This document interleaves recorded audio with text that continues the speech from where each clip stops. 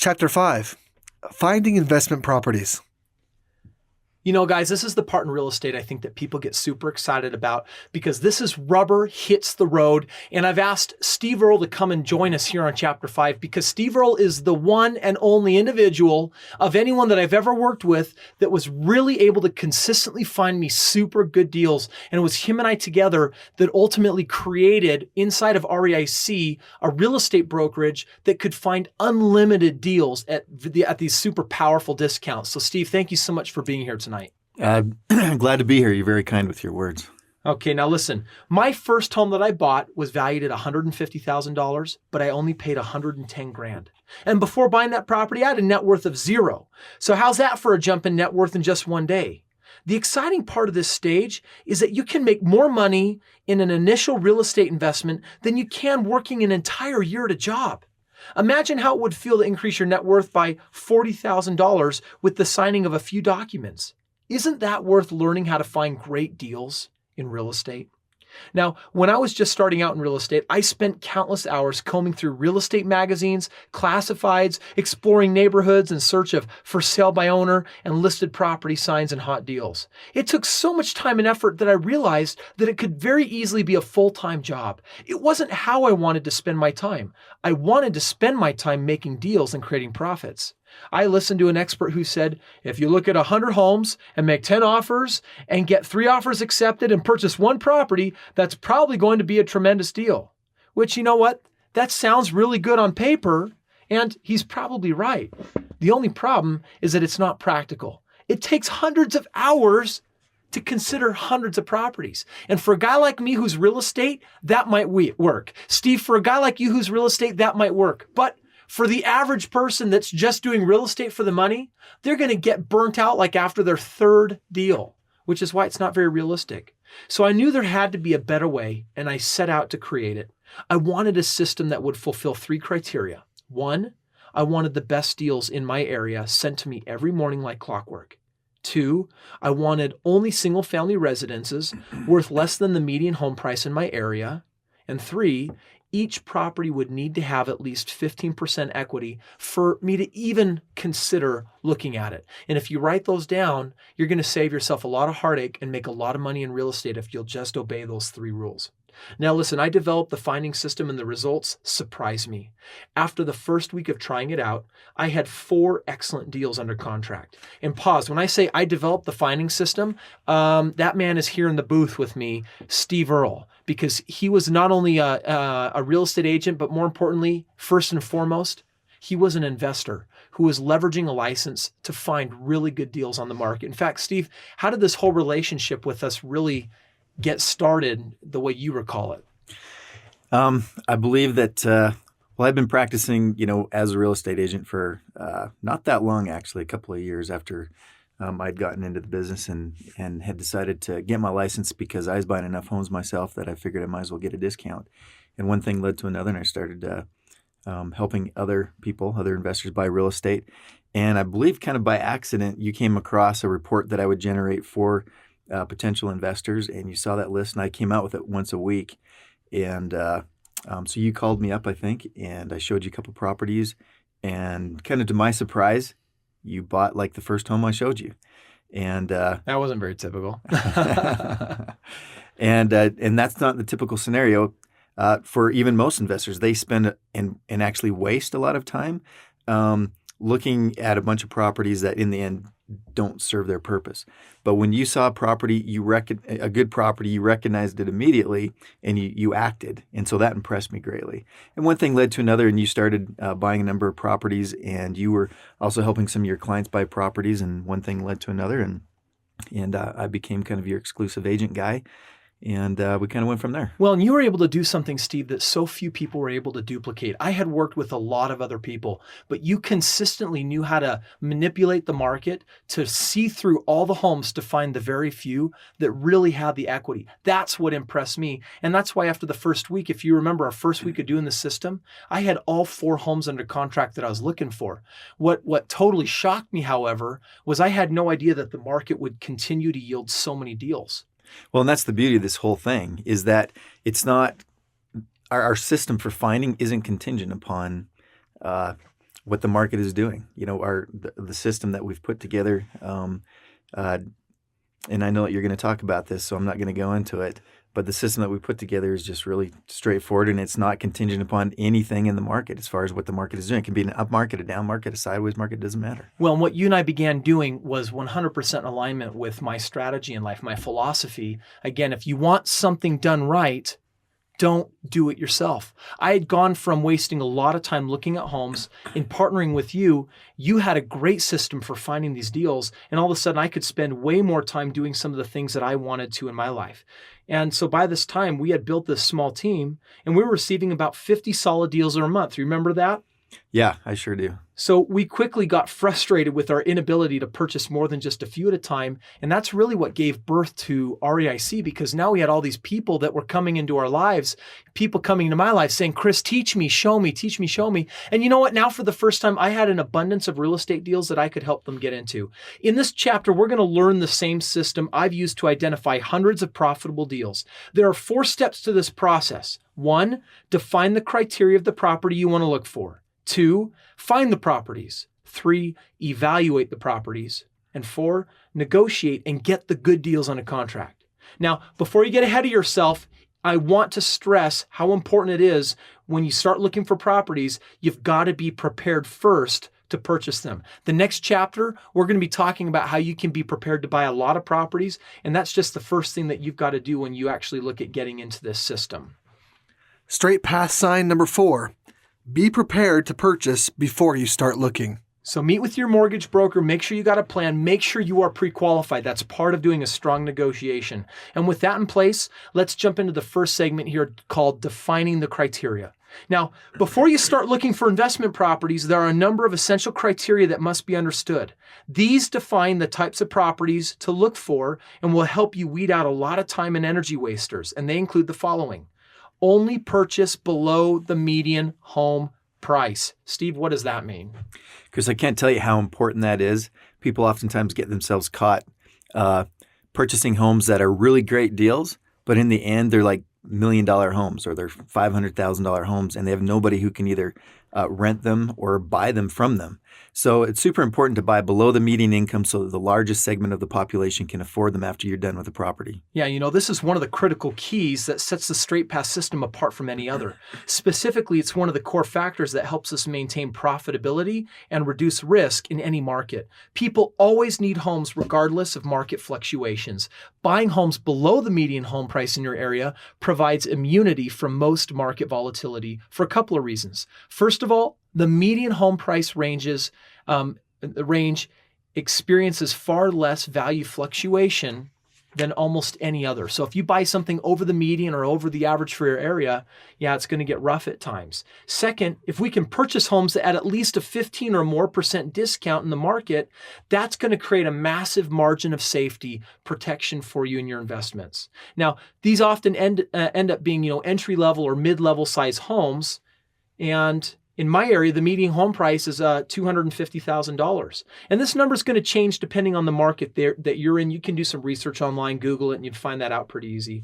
If you'll find out the median price in your area, you can do that by consulting your city's urban development department or just doing a simple online search, like I said.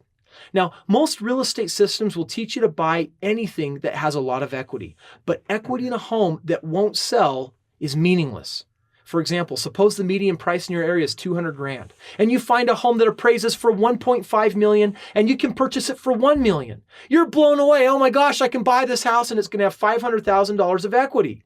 Unfortunately, the $1.5 million price tag severely limits your number of potential buyers in your area because it's so far above the median. High-end real estate is especially risky in volatile markets and lending environments like we've experienced recently in the United States. So even with good credit and solid assets, it's super, super difficult for anyone to get such a sizable loan. And you know what? It's just not sustainable. It's super risky. Straight path sign number 5. Never purchase investment properties that are priced above the median home price in your area. Doing so significantly increases your risk by reducing your number of potential buyers. Only buy the most wanted real estate to give yourself the best chance of selling. Now listen, we're on like page 98, 99 of the book, and this chapter is loaded with some really cool graphics. So I encourage you to make sure you got a copy of the book on hand. And it would be difficult for me to describe all these, but these graphics actually talk about market bubbles and market troughs, timing, when it's a good time to naturally cash in on a lot of equity, and helping you understand the different zones for your net cash flow, your equity, and being in that sweet spot. Now, ultimately, I don't really care how much equity is in a home if it's valued above the median home price for the area. I won't really ever even consider it. And by the way, I've learned that from sad experience. I make sure that I always have the most wanted real estate to shield myself from market risk. Equity in high-end homes is like a Pied Piper. It's a high-risk temptation that always leads to failure. I have a friend who found this out the hard way. In February 2007, he and his wife purchased a home for $690,000. And you know what? They were confident that it was worth $800,000. And by the way, just off the script, $110,000 is not a lot of equity when you're in a $700,000, $800,000, $900,000 price range. Now, it had an unfinished basement, and they knew they could finish it for $50,000, which they thought would increase the value of the home to $1.2 million. Murphy's Law immediately came into play. The contractor took far longer to finish the basement that they had stipulated in the contract. And by the time it was finished enough to get an appraisal, the lending market had tanked. Their mortgage broker disappeared without a trace. They were stuck with a 7,000 square foot home, a $5,500 a month mortgage that was drowning them financially. They couldn't refinance, and since the market had dropped, they could find no buyers. Luckily, at the last minute, they found a buyer, but only after they had lost 4 other investment properties and $120,000 of cash. They barely got what they owed out of the property in the sale, and what they thought was $460,000 of equity turned into a nightmare scenario that they're still recovering from. Don't fall into the trap by straying from the straight path. Only purchase investment properties at or below the median home price from any other area. Purchase only homes that are in livable condition. Now, while equity in luxury homes is a Pied Piper, fixer-uppers are like a hamster wheel. They require tons of effort and knowledge, and you've got to keep doing them over and over again to keep making money. Your goal is to get a buyer into a home as quickly as possible. Homes that need a lot of repair will drain precious time and money before they're able to do this. Buying these homes isn't investing, it's a day job. And think about it. If you want to get rich in real estate, then invest in it. If you just want a day job, then go get a hammer and sling on the tool belt. For every home you find with equity that needs major repair, there are many others with more equity that need no repair. The deal of the year comes along every day once you get plugged into the straight path system. Now, here's a word of caution. Livable means different things to different people. One of the biggest mistakes I see investors make is when they walk through a house and make this judgment based on whether or not they themselves would live in the home. And I'll tell you, if you're in the position to be an investor and buy real estate, then you're sometimes accustomed to a little bit more of an affluent lifestyle. If the carpets and cabinets are dated, then they rule the home out, thinking that those items need to be replaced. But because of straight path compassionate financing strategy coming up in the next chapters, you're putting people into your investment properties that feel blessed for the opportunity. They may have negative marks on their credit. They may not have enough large down payment to qualify for conventional financing. They're willing to overlook wear and tear and that you yourself might be uncomfortable with because of the great benefits they're receiving, including the opportunity to own their own home and build significant equity, among with many other reasons. Now, relative to the benefits, dated carpet is a small price to pay for those whom the straight path system is designed to serve. So when I talk about livable, I don't mean perfect and up to date. I mean functional. Ideally, you find homes that don't need any work at all before you advertise for tenants. However, some minor issues may be worth your time to resolve. If a home has no carpet, guess what, guys? Home isn't very livable without carpet. You need some carpet. If the water heater's broken, just try taking a cold shower in the morning. Doesn't work. If the roof leaks, I'm going to have to fix it. If the cabinet squeaks, however, do I fix it? Steve, do you fix cabinets that squeak? Never. And why not? Because they're still functional. And for people who are renting or leasing, that's not a real big deal to them. And what about dated paint colors? I mean, does that matter to you? Not a big deal. Most people, when they move into their home, even renters for that matter, they're willing to pull out a paintbrush and a roller, and they'll do their own painting. You got it. So if you find yourself saying things like, I don't like this blank aspect of the home, you probably shouldn't fix or replace it. There's a difference between needs and wants. However, if you say, golly, I need to fix the blank or the blank won't be functional, then it should be fixed. Is that clear enough? Now listen, I will buy a home that needs minor repairs about 20% of the time because the equity, honestly, it's just far too compelling. Otherwise, I rule it out as a fixer-upper, and I definitely avoid anything that requires more than several $1,000s. In fact, if it's cosmetic, that can be a little bit livable and taking care of something like that. But once we go structural, I typically walk away from that. Now, to help you with this process, I've created a free download that gives you a complete fix versus don't fix list. Fix versus don't fix. And you can download it now at www.straightpathrealestate.com. Kris, I would even just mention as well, of all the properties that I own, there's some where I've actually come in and fixed a number of things that needed to be fixed and so on. But I also own a number of properties where I literally did not even have to run a vacuum over the carpet. And by far and away, those are the best properties I ever bought because the equity position in that property or in those properties is just as great, if not greater, than the properties where I had to do the fix-up, yet I had zero time into those properties. I love it. Now, there are going to be times when you bend this rule just a bit to make a home more attractive, right? I mean, you could, if you've got weeds that are 4 feet high, you might want to pay the kid to come by, the neighbor to come by with the weed whacker and to put that stuff down so you can actually see the house. But I strongly discourage you in most cases from putting money into homes that are fixer-uppers and that have a lot of structural issues. Just don't buy that home in the first place. Now, there's a difference also between the market or appraised value and the perceived value of the home. This is worth studying and maybe taking some notes on because improvements that increase the perceived value generally do not raise the market value. I'm going to repeat that. Improvements that increase the perceived value generally do not raise the market value. Contrary to common belief, the condition of a home valued at or under the median home price in an area has little effect on its market value. Think about that. The expense of replacing linoleum with tile, upgrading countertops, or repainting is not justified by the new adjusted home value. In fact, I got this quote from an appraiser, Jack McKelvey. He was at a conference and he said, people often ask if making improvements such as adding a garage or fence to a home will add equal value to the home's appraisal. In other words, if I put 10 grand into a third garage, is my home $10,000 more valuable? And he says, from an appraisal perspective, sellers probably won't get an equal return.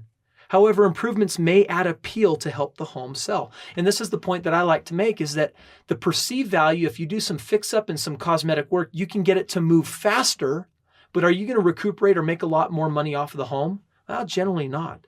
The market value is determined by what other similar homes have sold for in the market. This is particularly true below the median. If you're talking about the $1 million home price, yes, the condition actually matters very, very much because of the demographic of who you're talking to. But on entry-level real estate, dated carpet, newer carpet, that's actually not going to raise the value of the home even $1. It just might help it move or sell a little bit faster, which is certainly not our problem with the compassionate financing system. So, for example, if a house is perfect inside, but the grass hasn't been cut for a year, then my perception of its value may diminish, perhaps by tens of thousands of dollars, right? The home may be worth less to me, but technically, the landscaping doesn't affect its market value. But $300 into beautifying the lawn, and my perception of its value may jump substantially because I'm actually willing to take a look at the house because I can see it.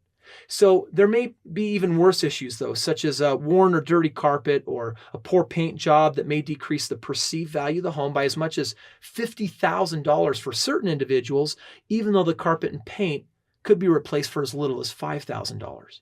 So there's a big inconsistency between perceived value and actual market value. You may want to fix up a home to raise its perceived value and make it more attractive. However, this is usually not necessary because we're actually not selling the home on the market. Our compassionate financing is actually looking for families and people in the communities that want to move into a home and aren't going to mind so much some of those differences. For them, it means that they can come into the home and actually fix it up, of course, with our approval. And painting and replacing dated items is a privilege. And that's not available to renters. So our tenants often enjoy having that ability. Now, finally, with the straight path system, you'll sell the home based on an appraisal at the time of purchase. The appraisal will reflect the market, not the perceived value. That's the coolest thing about this. Buying undervalued homes and selling them later through compassionate financing at fair market value, not perceived value, is the key to realizing great profits in real estate. In contrast, if you were to buy an undervalued home and rent it out, its condition would probably deteriorate over time. And if you sold the home in 5 years, you'd either need to spend thousands of dollars to increase its perceived value, or you'd need to discount the property. This is yet another reason why straight path real estate is 4 times, 5 times, 10 times more profitable than renting. Straight path sign number 6. Purchase homes in livable condition that need little to no fixing up. Making improvements to a home will usually only help you sell the home faster for the same price. Let your compassionate financing tenants make improvements to the home and reap the benefits as they work toward homeownership. Now, some of my first tenants, Andy and Lori, they were college students when I offered them the opportunity to do my rent-to-own program. Andy was working full-time, and they may have been actually able to get approved for a loan, but they just really weren't ready for such a major commitment in their life. Rent-to-own was a perfect fit for them. They loved the idea of having a place they could call their own. The home was in fairly good condition, and they enjoyed fixing it up over time. They painted almost the whole interior, improved the yard. The home also had a small apartment, which they refurbished and rented out. 2 years later, they purchased the home, and they still live there today. Remember that you're not buying the home for you, you're buying it for individuals and families who may see things differently than you, because we all enjoy our own version of reality. We all have our own perception. Now, put yourself in their shoes and see things from their perspective. Once you understand just how much compassionate financing benefits them, you'll understand the term livable at a whole new level. The general rule of thumb is to put the least money and effort into investment properties as possible while garnering the greatest returns. 80 to 90% of the homes straight path investors purchase don't require major or cosmetic fixes prior to being resold. Let's talk about finding investment properties. Now, the first rule of thumb that successful real estate investors need to know is how to buy below value. In fact, let's just briefly discuss how you calculate your equity position. If you'll divide the purchase price by the estimated market value, that'll give you a decimal. Then subtract that decimal from 1 to get the percentage. For example, $180,000, or the purchase price of a home, divided by $220,000, the market value, equals 0.82. Subtract 1 from that, and I get 18%, which is more than 15%. This is a home that I'd be interested in. So when I buy a home for $170,000 that's worth $220,000, I increase my net worth $50,000. I've just got to make sure that I know exactly how to calculate that. If you're like most investors, however, you probably think that it's extremely difficult or even a matter of luck to find a good real estate deal. Or you're tired of dealing with angry sellers after submitting lowball offers. Once you plug into the straight path system, you'll never need to write such an offer. Good deals are in such abundance that you just need to learn how to tap into them. In fact, Steve, we're going to get to this in just a sec, but how did you learn to tap into homes, and where did that belief even come from that you could buy homes at fantastic discounts? Well, I just knew that they'd be on the market. The fact that there's so many properties available that just the law of averages would, lead one to believe that there are good deals out there. So kind of what I figured out was that there's so many properties that, it's just a matter of finding them. So as I was looking through the database, or the MLS, the multiple listing service, I kind of had my benchmarks as far as, what was kind of the average deal. And so when I'd seen, I saw average deals, and I knew what deals were more expensive, and I could instantly recognize which deals were less, better deals.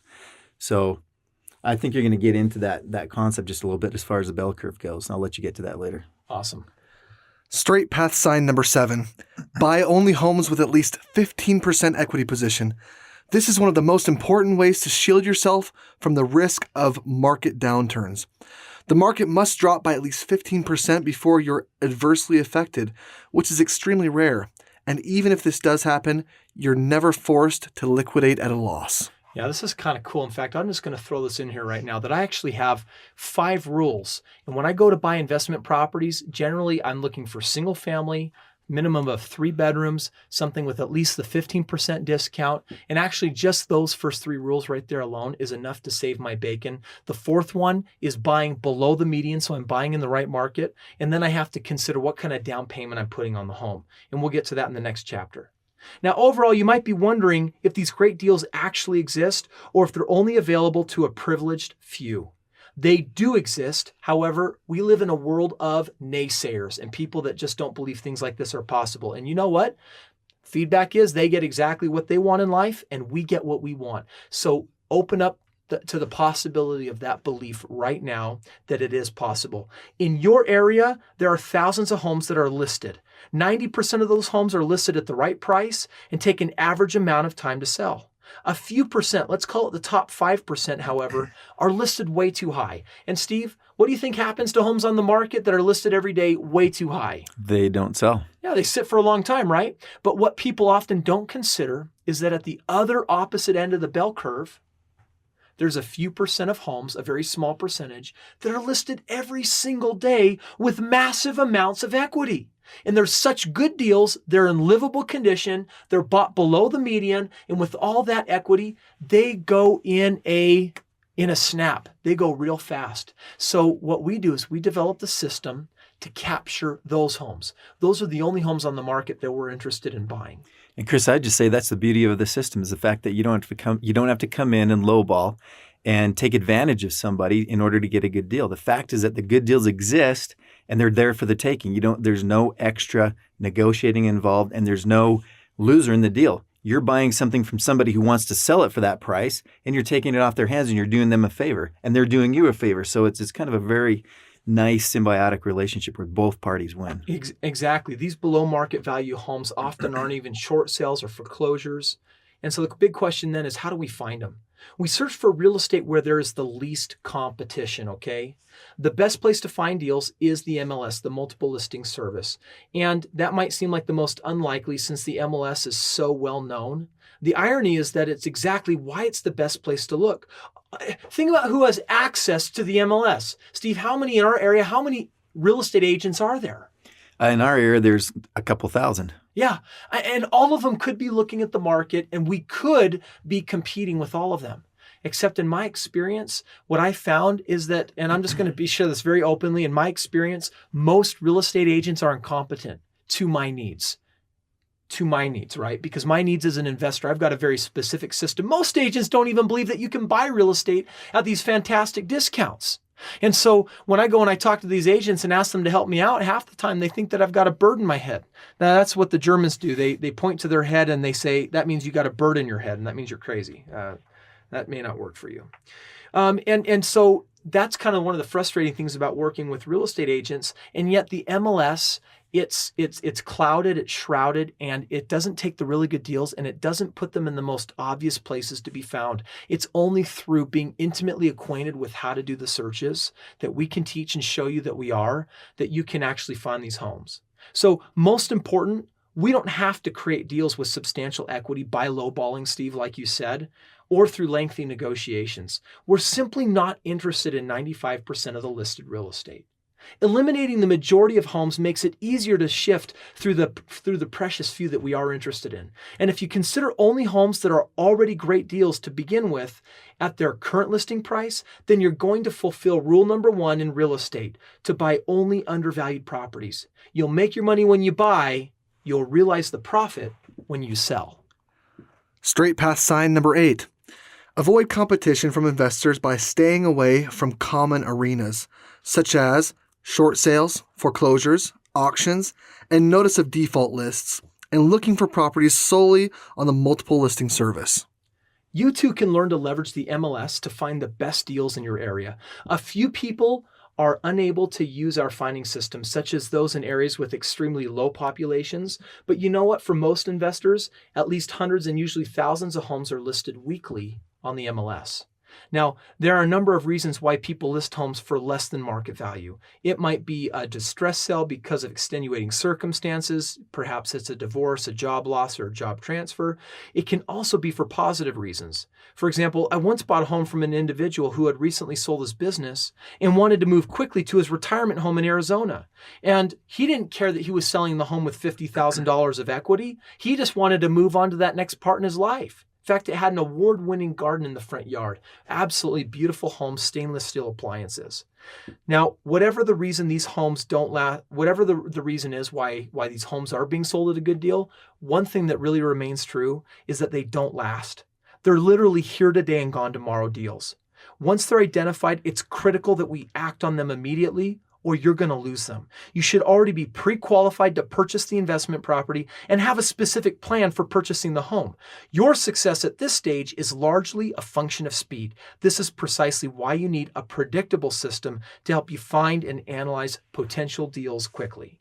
So let's move into that section, how to find discount properties on the MLS. Let me start this section by warning you that you won't find good deals by asking a real estate agent to search the MLS for you. And why is that, Steve? Most agents don't know how to use the MLS properly. Yeah. So while you should leverage the time, knowledge, and effort of realtors, you must learn how to train them to work on your terms. I'm going to warn you right now, every realtor has their own philosophy of what making money is and what you can and can't do. And if you're going to be susceptible to their philosophy, then you're probably going to get trapped. It's important truly that you do learn to train them to deliver the product that you're looking for. Now, I learned this lesson very early on in my investing career. At the beginning of this chapter, I mentioned how much time I wasted looking for deals and how I set out to create a system with 3 criteria. And you know what? I did in fact create that system, and you're going to learn how I did it in this section. After asking myself some basic logical questions, I created my finding system based on 4 realizations. First, I knew that money is made in real estate when you buy and not when you sell. Second, I realized that the MLS would be the best place to find deals. All the real estate books I had read taught investors to drive around and search for sale by owner properties, to look for notice of defaults, to find divorce situations, to scout short sales and foreclosure databases, to attend auctions, and so forth. I quickly realized that finding deals in these venues would require tons of time and effort, and that I would encounter fierce competition from other investors. But you know what? To overcome these situations, I chose to search on the MLS. And by the way, I've purchased real estate in those competitive arenas as well. It's certainly possible. It's just super difficult to compete with people on that level. Now, the third realization, I knew that if I wanted to be the first to get to the best deals, I would need to leverage other people in my finding efforts. Unfortunately, I also realized that generally speaking, most realtors aren't trained to deal with investors, nor do they know how to find deals containing at least a 15% discount. They think it's way too much hassle to find such a deal. They like deals to be clean and quick and prefer not to mess with creative options. The fourth realization, I realized that what fueled realtors' aversion to investors is that most investors are big talkers and they can't actually fulfill on what they say. Realtors understandably get burned out wasting time on such people, and it makes them leery of working with other investors. In fact, Steve, what was your experience working with a lot of investors previous to working with me? Yeah, that's the typical scenario, and that's why I was so impressed when you bought literally the first home that I showed you, because I knew it was a good deal, and I understood that it was a good deal, and if I had the ability, I would have bought it. And therefore, when I showed this deal to you, you literally made an offer that very day. And so that was very impressive, the fact that working with somebody who's going to make an offer, when they actually recognize it. The typical scenario is you show somebody 3, 4, 5, 6, 10, 15 homes just to find out that they're kind of tire kicking and they're kind of wanting to do something, but really not in a situation where they could make something happen.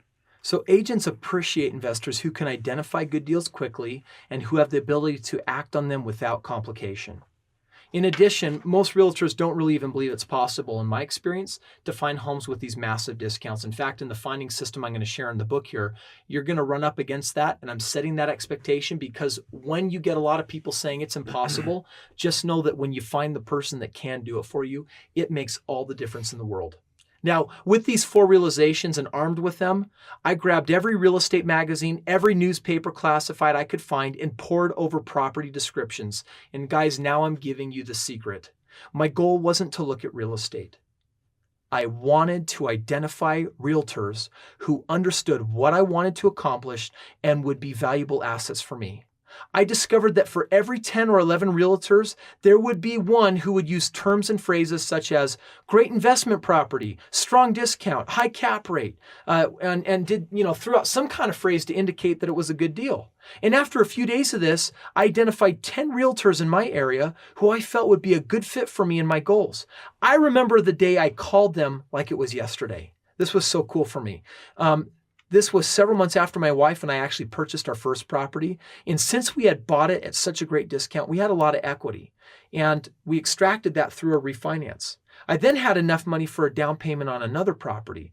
I was at my telemarketing job on a Saturday afternoon. I just completed making all my prospecting calls. I found some time on my hands and I pulled out my list of 10 agents. I was kind of nervous to call them because, I was new at this and I didn't really know so much what I was doing. I was just making this stuff up and experimenting. But you know what? I remember typing on the computer out this basic script and it went something like this as I called the first agent.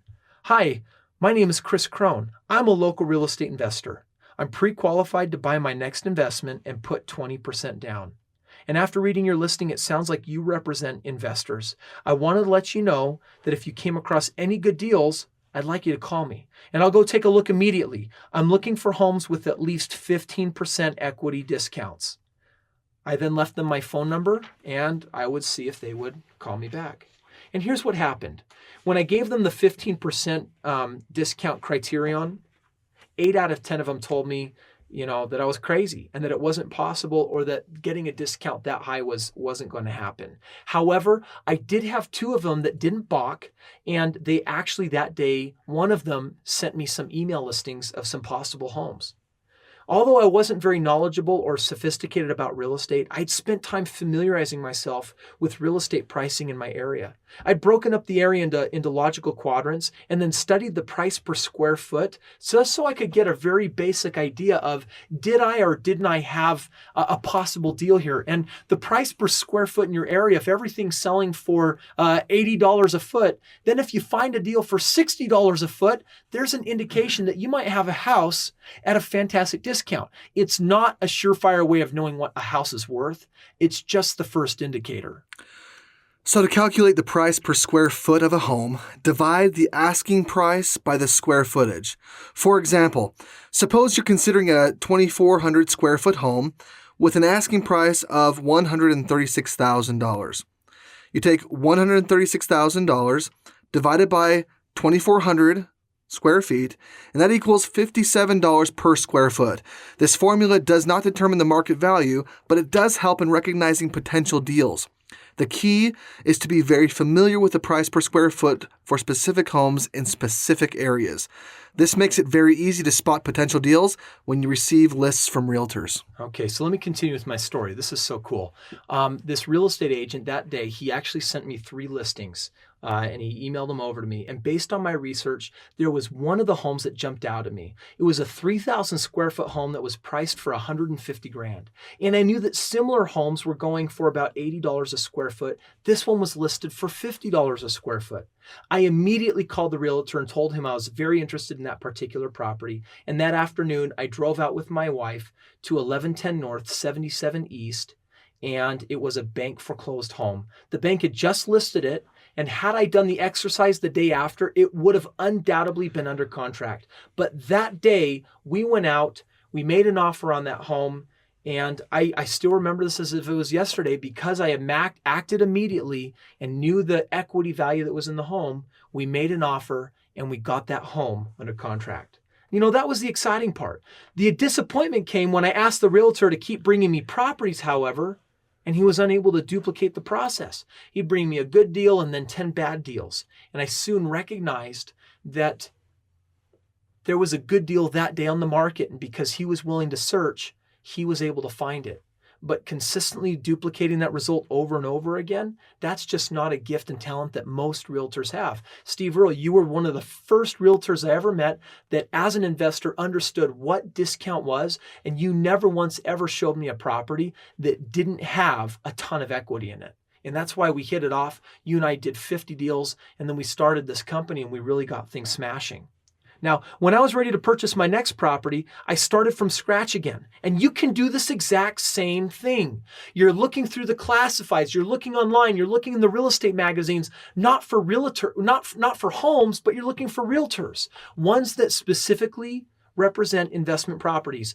And this is eventually how I actually made it to my business partner, Steve Earle, is that I would call agents and agents and agents, and I would get a deal here and a deal there until I consistently found Steve Earle that was able to do this for me.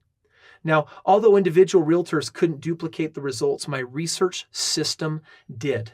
And that's the point that I want to make right here, is that this system works.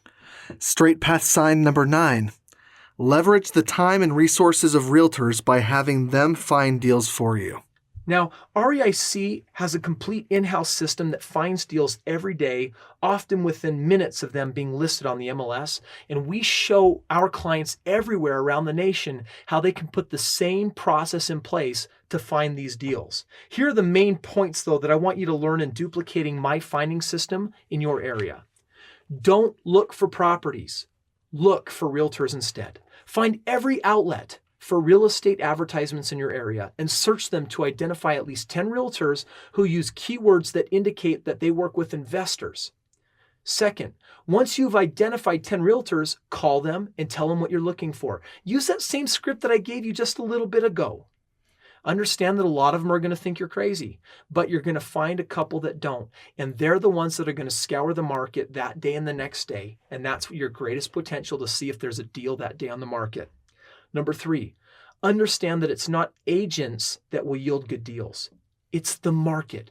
Agents only help you locate what the market is yielding. You need to make your specifications and investment modes very clear to your realtors so that they work on your terms rather than you catering to how they like to work. Being prepared and willing to move quickly on the right deals will make for a good relationship with them. The next point. Familiarize yourself with your area. Man, get a map, get the newspaper, and every time you see a for sale by owner sign, stop by and take a look at the listing and get familiar. For 3-bedroom homes or 5-bedroom homes in your area, what do they typically sell for price per square foot? That way, when a realtor brings you a deal, you can just do a super quick check on that price per square foot to give you that initial indicator. Do I got the possibility of a good deal or not? And finally, when you identify a home with at least 15% equity, move on it immediately. Go to the home as soon as you can, get there as soon as possible, and then use the negotiation method that you'll read about later in this chapter to make the offer. Remember that the essence of the finding system is all about speed. And if you're not fast enough, or if you want to sleep on it, or if you want to think about it, then you're going to snooze and lose while everyone else snips in and gets these deals. The deals you'll find through this system are going to be here today. They're going to be gone tomorrow.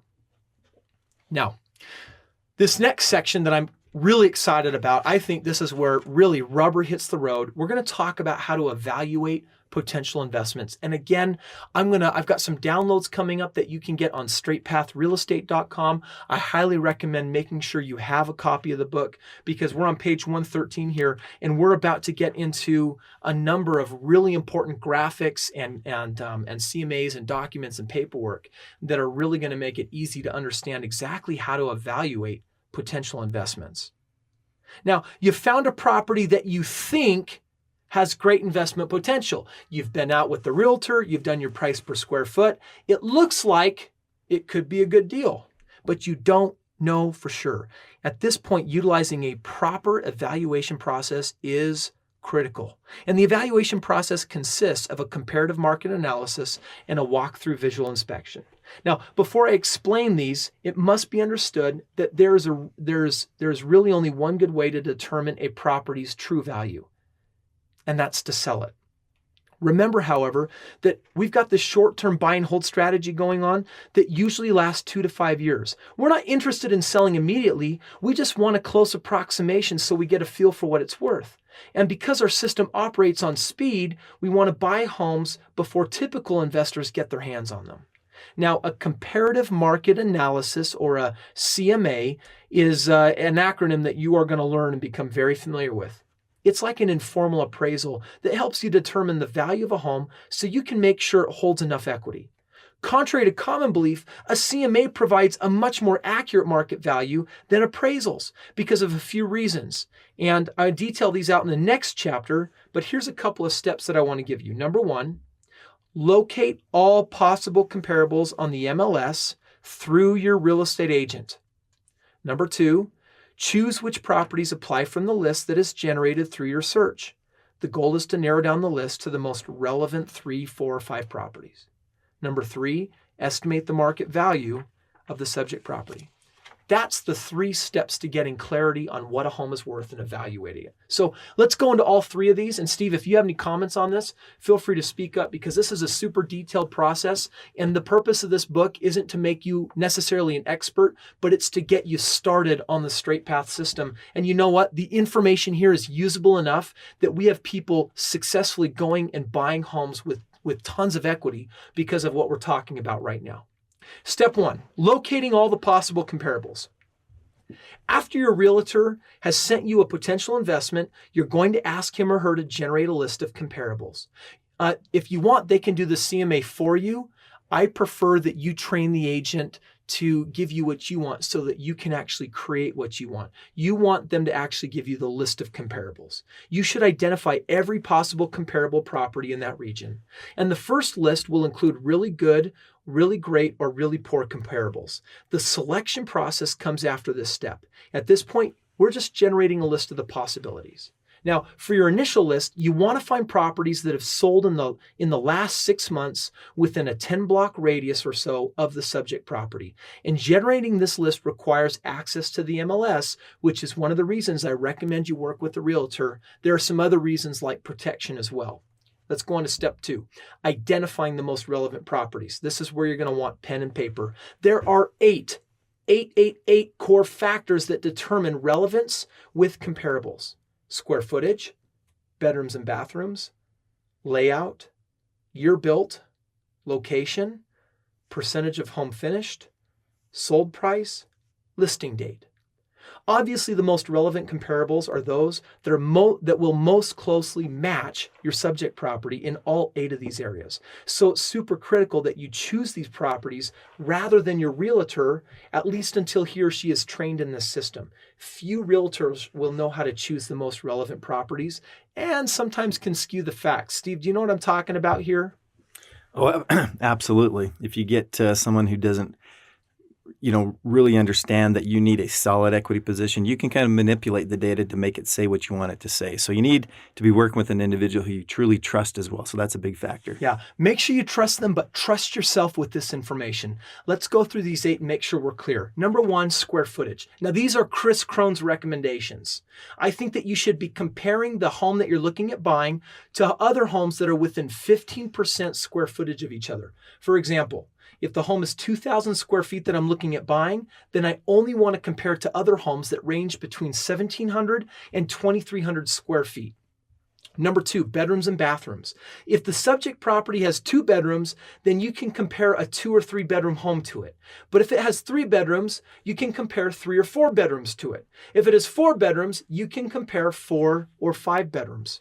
For bathrooms, you don't want more than 1 full bathroom discrepancy.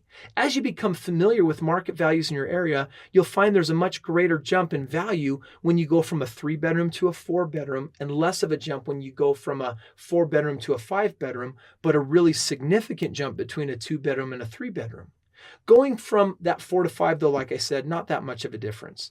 The more you study real estate, the better you're going to understand what I'm talking about. Do not compare a 2-bedroom home to a 5-bedroom home. That is not going to give you a good indication.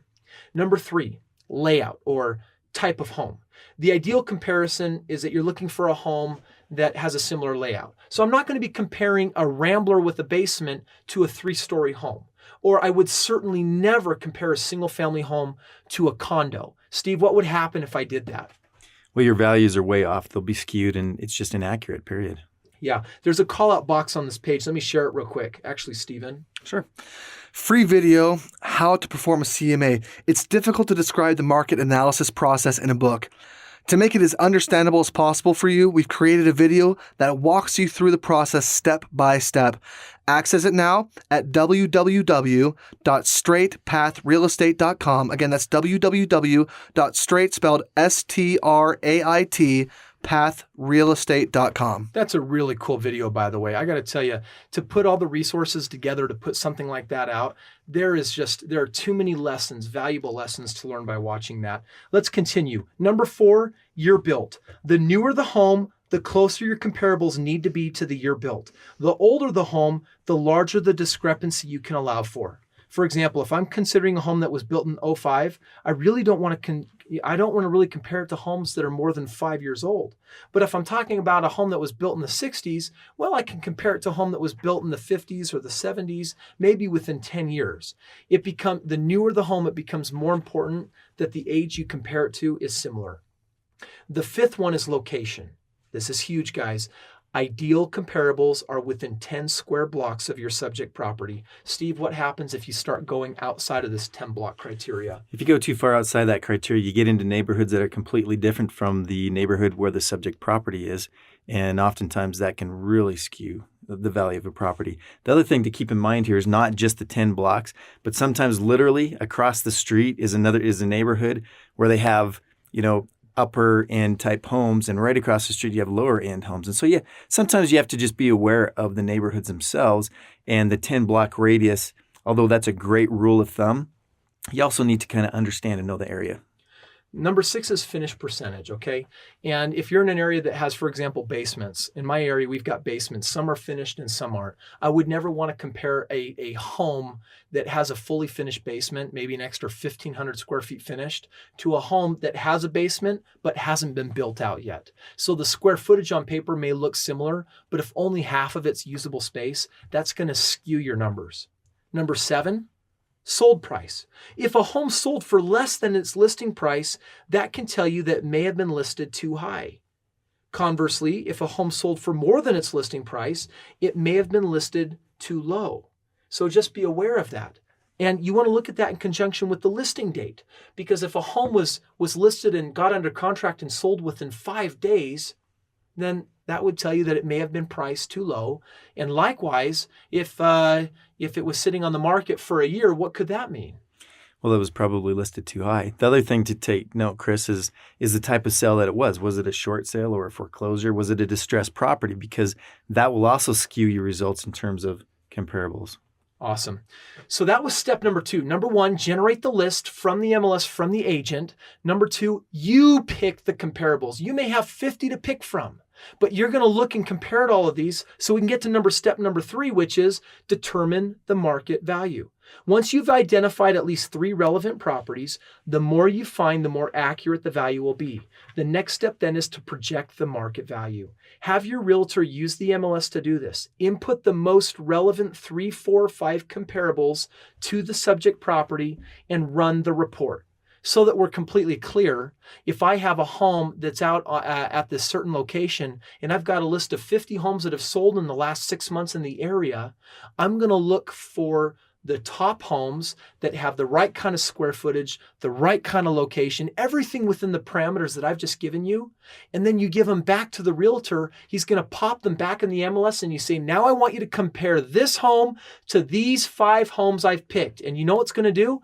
It's going to then do a mathematical equation and roughly say, in comparison to this home, based on what these other 5 homes have sold for, I, the system, MLS, am guessing that this home is worth Y or X. And that's what you're going to use to really get a solid indication of whether or not you've got some equity in the home or not. Now, suppose I'm considering an entry-level home that's offered for 120 grand. I find 4 relevant comparables in the same development, all of which have the same square footage, the same number of bedrooms, bathrooms, the same layout, the same construction year as the subject property. All 4 comparables sold for 180 grand within the last 6 months. In this case, I can be reasonably certain that the unit I'm considering has $60,000 of equity because it's offered for 120 grand. My next step is to determine whether there's something wrong with the property so I can actually justify buying it. And that's just a simple example. What we've got to do next is we've got to go out and look at the property and actually make sure that everything makes sense. Again, I recommend if you don't have the book, what I threw in here was kind of cool. I threw in some full listings on subject properties.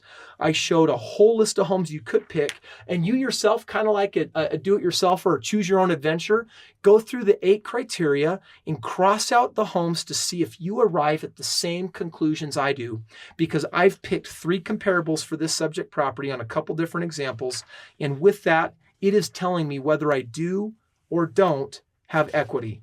And you know what? That's just cool.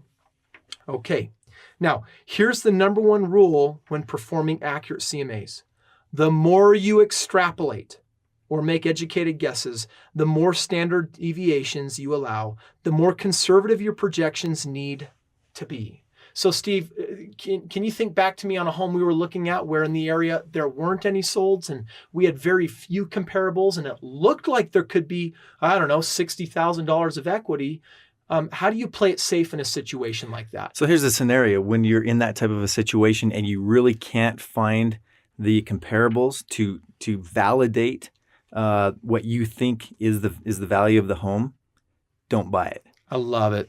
That's really good advice because you know what? The bank's going to come to the same conclusion. And even though it could have a ton of equity, if there's no good information saying otherwise, then we're kind of stuck. Okay, so here we are. We've got this home. We know it's a good deal. And we're thinking, man, this is a home I want to get, but oh crap. There could be 5 other investors that also think it's a good idea. What do? I've got to secure this fast. I've got to be wicked fast like we talk about. I have a need for speed in negotiating this the right way. Now, Steve, a traditional negotiation between realtor and realtor is I BS you and you BS me and I go too high and then you want to counter too low and it takes a day or 2 in between each. Waste of time. Are you getting me? I mean, you can take a whole week negotiating a piece of property and if it's a good deal, is it going to be around a week later? And in between all that, somebody else picked it up. I know. And you know what? I've lost too many deals and sometimes over a few $100. We've got some experience under our belts with this. I want to just share how we negotiate because that's what we need to do to secure this property and get it done. Now, the traditional way to negotiate is just what I said. We go back and forth on price and we go back and forth through paper and faxes and emails. Big fat waste of time, just like you said. Instead, we use a very clear and firm negotiating strategy to ensure that that doesn't happen and that we can get it under contract. We're honest, we're upfront, we don't play games, we don't attempt manipulation. Isn't that weird? It's like called transparent real estate or something. There's some weird games that people play in real estate. You know what I'm talking about? So rather than playing these games, we do things quite different. If in fact the home has the amount of equity that we know it does, then I strongly discourage investors from playing a low ball game. Because you know what? I'm looking for a win-win for me and for them, and I don't want to waste my time. I'm not going to offer $20,000 or $30,000 below the asking price if I already know it's a good deal. One of the best and most honest things that you can really do in real estate is consider only those homes that have built-in equity rather than trying to create equity through super lengthy and unrealistic negotiations. So many would-be investors find homes with small amounts of equity and then offer massively significant discounts from the asking price. They then turn around and get burned out after writing hundreds of offers and getting a whole pile of nowhere.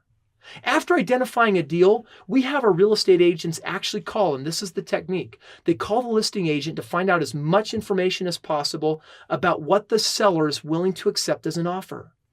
So there's enough equity in the home and or the seller is willing to be flexible. Our next step before we submit an offer is to call the seller's realtor and verbalize our offer. It is amazing that you can come to an agreement using the telephone in a mere few minutes so that when you get to paperwork, It's a formality of saying now we're officially under contract. And that can all happen in same-day negotiations. Let's look at a sample of this.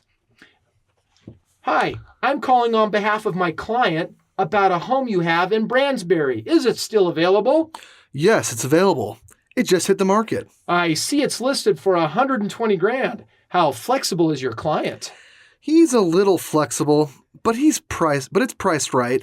My client is pre-qualified and ready to put 20% down on a home. He's interested in a few homes, but isn't looking to pay more than $115,000 with some concessions. He acts fast and doesn't want to waste time with offers and counteroffers. Is $115,000 and some concessions a possibility, or should we check out other properties? Actually, I think my client would consider an offer like that. I'll send you an offer if you think your client will go for it. We really don't have a lot of time for counteroffers. If we write it up this hour, can we get a response by tonight or tomorrow morning, worst case? I'll have a response by tonight. Oh my goodness. Music to my ears. Steve, is that not the way a beautiful negotiation goes? Every time. Yeah. Listen, when two agents get together on the phone, here's the deal. They can accomplish so much. Rather than hiding behind paperwork and numbers, which so many do, that's really how you miss out on some of the best deals that are out there. So in summarizes in this chapter, begin negotiations only on homes with an asking price that reflects the necessary equity discount, at least 15%. Ascertain as much information from the seller as possible in order to write a deal with the likelihood of being accepted. 3, arrive at a verbal agreement before you submit a written offer. And 4, appropriately posture yourself so that sellers understand that you won't go back and forth. You're giving them your absolute best offer, no games, no manipulation. Straight path sign number 10. Eliminate wasted time in the negotiation stage by cutting to the chase and avoiding tedious counteroffers. Ultimately, once you've got a deal under contract, your next step is to perform due diligence, purchase the home, and you know what? Congratulations, because at this point, you're very close to a substantial increase in your net worth. Steve, do you have any last or final comments from this chapter that you want to share with your advice on hundreds and hundreds of deals that you've participated in? Well, the cool thing is being a realtor is that oftentimes books like this kind of diss the realtor and they try and cut the realtor out. This book actually shows how realtors can be included in this whole scenario. Well, let's be clear. I'm dissing realtors, but I'm not trying to cut them out. Exactly. I'm there just you go. dissing them. and the reality is, I love realtors. is there's a huge opportunity for agents to become involved in this in straight path real estate. The reality is that straight path real estate works. The way that we find the properties, the way that we negotiate the deals, it's amazing how much time is saved and how much effort is eliminated when you follow this system. It's real, it works, it's tested. Awesome, Steve. Thanks so much for joining us on this very exciting chapter. Go to straightpathrealestate.com for the bonus downloads and videos so we can really show you exactly how we're doing this stuff. Straight path rocks. Thanks, Steve.